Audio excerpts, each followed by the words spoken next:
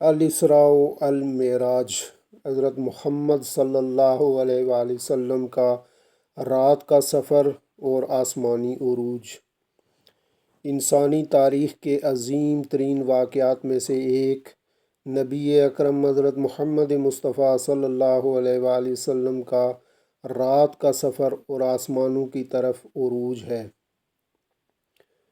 یہ سفر بنیادی طور پر دو حصوں یا دو مرحلوں میں تقسیم کیا جاتا ہے۔ پہلا مرحلہ الاسراء ہے۔ اس تناظر میں اسراء سے مراد وہ رات کا سفر ہے جس میں نبی اکرم صلی اللہ علیہ وآلہ وسلم کو مکہ مکرمہ، جو آپ صلی اللہ علیہ وآلہ وسلم کی جائے پیدائش اور وطن ہے، سے بیت المقدس یعنی مسجد اقصیٰ تک لے جایا گیا۔ دوسرا مرحلہ المعراج کہلاتا ہے۔ معراج ایک عربی لفظ ہے جس کے معنی ہے سیڑھی، بلند ہونا یا اوپر اٹھنا۔ اس سے مراد وہ واقعہ ہے جب نبی اکرم صلی اللہ علیہ وآلہ وسلم کو معجزانہ طور پر آسمانوں کی بلندیوں میں اللہ رب العزت کی بارگاہ میں لے جایا گیا۔ یہ عظیم واقعہ اس وقت رونما ہوا جب نبی اکرم صلی اللہ علیہ وآلہ وسلم شدید غم و دکھ کے دور سے گزر رہے تھے۔ آپ صلی اللہ علیہ وآلہ وسلم کو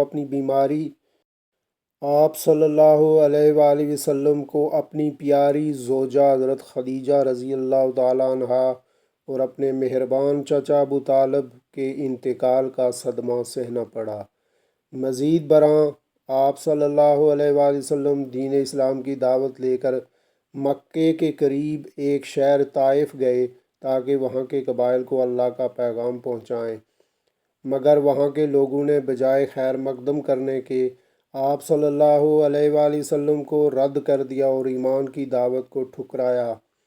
اس پر بھی بس نہ کیا بلکہ انہوں نے اپنے کم سن لڑکوں کو آپ صلی اللہ علیہ وآلہ وسلم کے پیچھے لگا دیا کہ وہ آپ پر پتھر برسائیں۔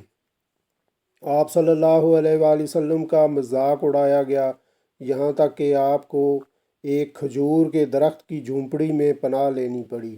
یہ سب حالات وہ اسباب تھے جن کے بعد اللہ تعالیٰ نے اپنے محبوب صلی اللہ علیہ وآلہ وسلم کو اپنی بارگاہ میں بلایا تاکہ آپ صلی اللہ علیہ وآلہ وسلم کو تسلی دیں اور انعامات و برکتوں سے نوازیں۔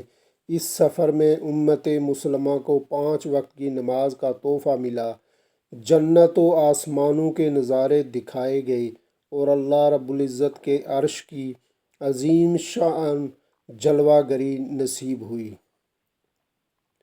قرآن مجید اور احادیث مبارکہ میں اس واقعے کے واضح دلائل موجود ہیں جو بلا شبہ اس کے حقیقت پر مبنی ہونے کا ثبوت ہیں۔